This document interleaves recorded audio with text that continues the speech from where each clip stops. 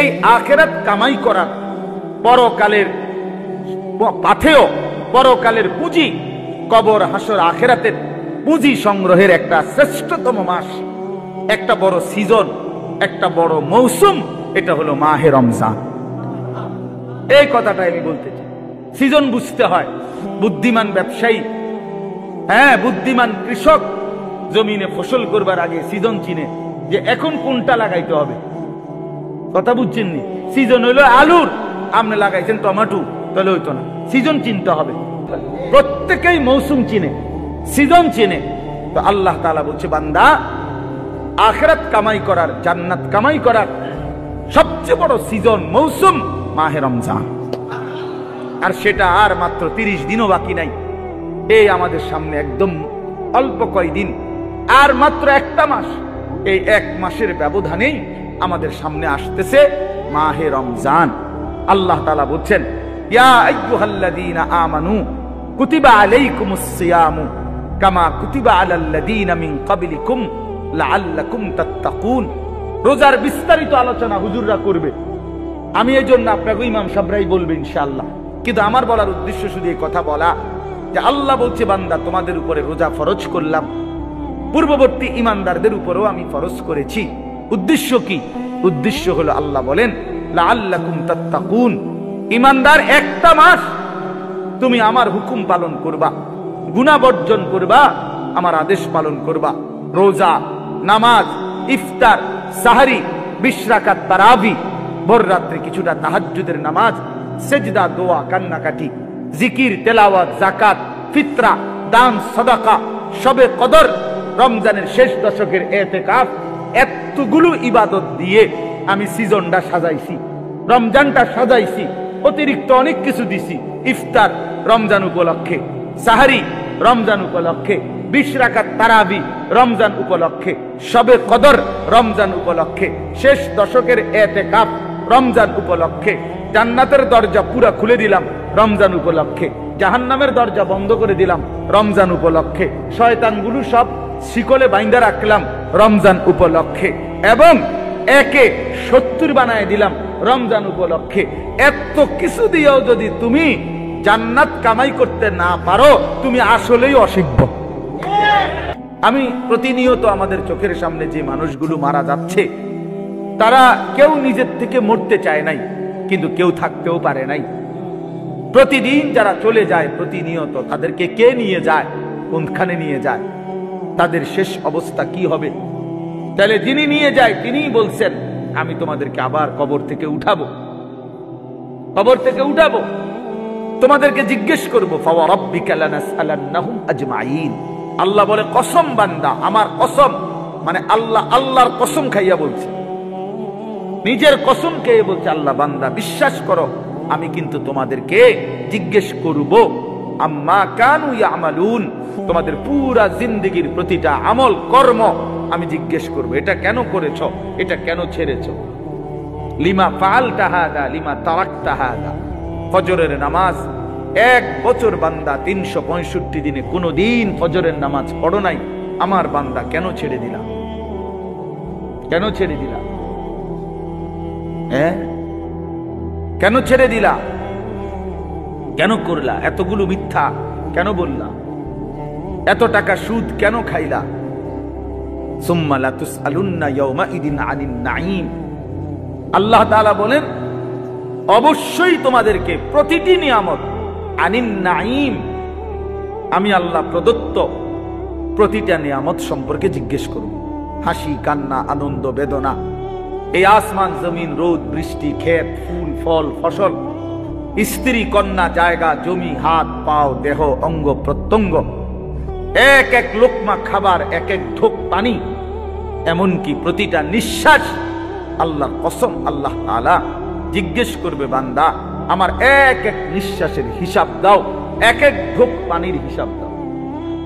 তাহলে এই জন্য বাবা, আল্লাহ তাআলার এটা ওয়াদা। আমরা যদি এটা না বুঝি, আমাদেরই বোকামি হবে। তোমরা যারা কিশোর তরুণ ছেলে অনেকেই আছো, কোনোভাবেই বুঝতে চাচ্ছ না। তুমি মনেই করো না যে তোমার যে মানুষ, তুমি যে মুসলমান, এবং তোমার যে 14 বছরের পর থেকে তোমরা যারা বালেগ হয়েছ, অর্থাৎ যাদের উপরে গোসল ফরজ হয়েছে, যাদের বীর্যপাত হয়, গোসল ফরজ হয়, সেদিন থেকেই তোমার হিসাব পুরাপুরি 100 তোমার প্রতিটা নিঃশ্বাসের হিসাব উঠতেছে আমল নামার মধ্যে। তাহলে তোমাকে এই বালেগ হওয়ার পর থেকে প্রথম সেকেন্ড থেকে তোমার হিসাব দিতে হবে। এক একটা চোখের দৃষ্টি, কতবার নারী দেখছো, ছবি দেখছো, নর্তকী দেখেছো, উলঙ্গ ছবি দেখেছো, প্রত্যেকটা পলক নজরের হিসাব দিতে হবে আল্লাহর কাছে। আল্লাহর কাছে প্রতিটা হাত পায়ের অঙ্গের নড়া চড়ার হিসাব আল্লাহ তাআলার কাছে দিতে হবে। আমাদের 16 বছর, 18, 20, 25 বছরের ছেলে পেলে সে মনেই করে না কিছু, যে সে যে একটা মানুষ, সে যে একটা মুসলমান, সে যে আখিরাত আছে, আল্লাহ আছে, রাসূল আছে, কোরআন আছে, কিচ্ছু বোঝে না, কিছুই বোঝে না। কি করে, কেন হাসে, কেন কাঁদে, কেন ঘুরতে আসে, কি করতে আসে, কি করে চুল, কি করে জামা, কি করতেছে, কার লগে আড্ডা দেয়, কেন আড্ডা দেয়, এত ছবি কেন উঠায়, এত ভিডিও কেন করে, কারে দেখাস বেটা, কে দেখে তোর এগুলা, কে দেখে, কার পাগলামি কে দেখে, নিজেই মোটরসাইকেল চালায় জোরে, আবার এটা নিজেরটাই নিজের সামনে ভিডিও লাগাই, এটা ভিডিও করে, এটা আবার ফেসবুকে দিল, মানুষে বাকি কিছু পাগলে চাইলো, এই পাগলের পাগলামি। আহা, এটা কথা হইল? মোটরসাইকেল চালানিও ভিডিও করতে হয়, সাইকেল চালানিও, এসব পায়খানাও তো ভিডিও করা উচিত, লোডা বদনাও তো ভিডিও করা উচিত। আহা, এত ফালতু একজন সুস্থ স্বাভাবিক মানুষের জীবন হতে পারে না।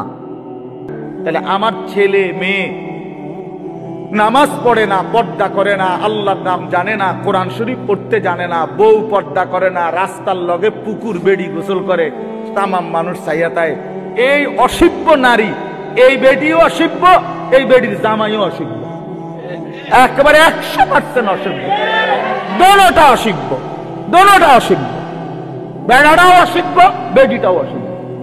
তে বেটারও কোনো লজ্জা নাই, তে মানুষের বেডি চায় আর তার বেডিরে মানুষে চায়, খালাস।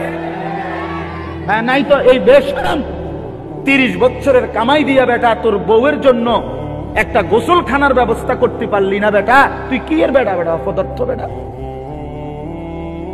তোর বেড়ই বলে কে বেটা? এটা অপদার্থ ছাড়া আর কিচ্ছু না। নিজের স্ত্রীর জন্য একটা, মেয়েটার জন্য একটা নিরাপদ গোসলের ব্যবস্থা করতে পারে নাই পর্দার ভিতরে, এরকম বেহায়া, এটা কেমন পুরুষ? এমন নির্লজ্জ পুরুষ হয় কেমনে মিয়া? এরম বেগায়রত, আত্মমর্যাদাহীন।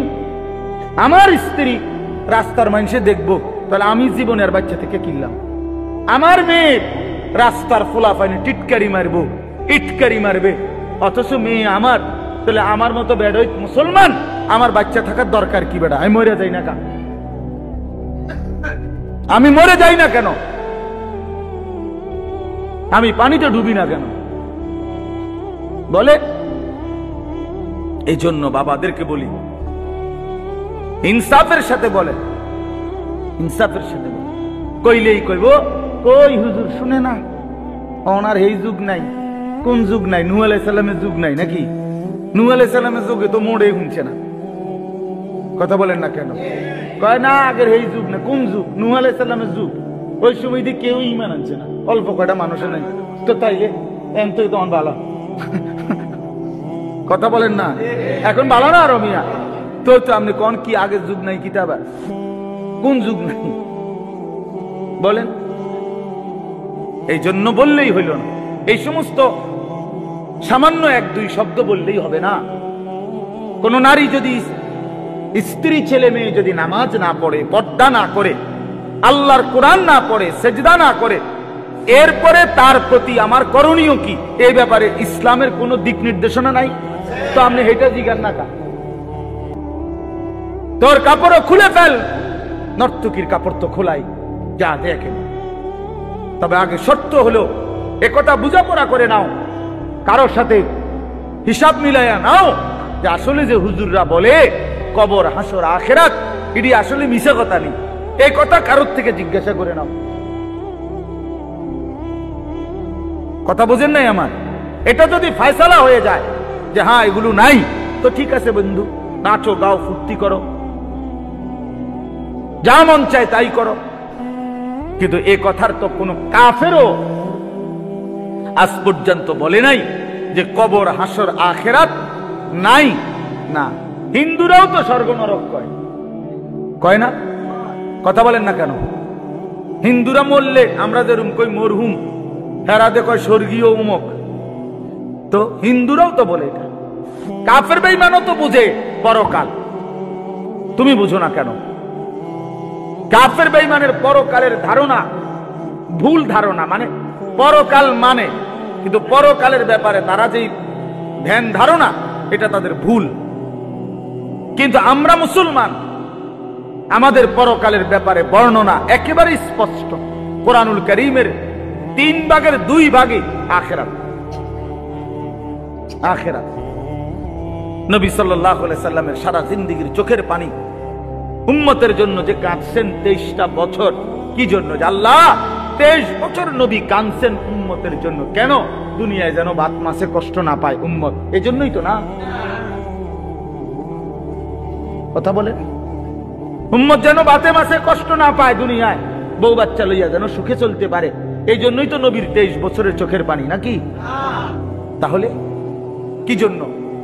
কথা বলেন না, কোন জায়গার জন্য কাঁদছেন? তো সেই আখিরাত মিথ্যা, নবীর 23 বছরের চোখের পানি মিথ্যা। তাহলে আপনারা কি বুঝলেন বাবা? যারা নামাজ পড়েন না, কেন পড়েন না? কি বুঝছে? মানে আমার লোক, আমার কথা হলো, আমার এটা মাঝে বুঝতে মন চায়, জানতে মন চায়, যে একটা যুক্তি তো থাকবে যে হুজুর আপনি যত কথাই কন এটা এটা হইতো না, আমি এটা বুঝছি, আপনার নাম বুঝেন ধরলো আমি বুঝছি, তো এইটা আমারে বুঝায় কর না। আচ্ছা আমরা শুনি, কি দৃষ্টিতে তুমি বুঝলা আখিরাত নাই, পরকাল নাই, এই পাপের কোনো বিচার হবে না, এটা কেমনে বুঝলা?